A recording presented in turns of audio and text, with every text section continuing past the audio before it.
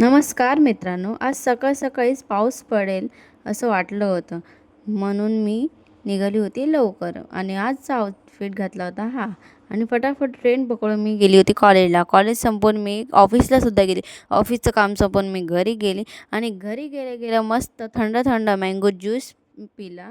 त्यानंतर माझ्या मम्मीचं ते ब्रेसलेट उठलं होतं. मी तिला बोललीसुद्धा मी नवीन घेऊन देऊ, पण मम्मीला हेच पाहिजे होतं, म्हणून मी तिला हे ओवून दिलं. आता तुम्ही फटाफट बघा मी फटाफट कसं ओवून दिलं ते. त्यानंतर ते फटाफट एका धाग्यामध्ये ओवून काढलं आणि त्यानंतर बघा ते कसं दिसत होतं ते. बघा असं होतं ते ब्रेसलेट आणि हे ब्रेसलेट फटाफट मीनी बांधून माझ्या मम्मीच्या हातात बांधलं. बघा कसं दिसतंय बरं? सांगा कमेंटमध्ये मला.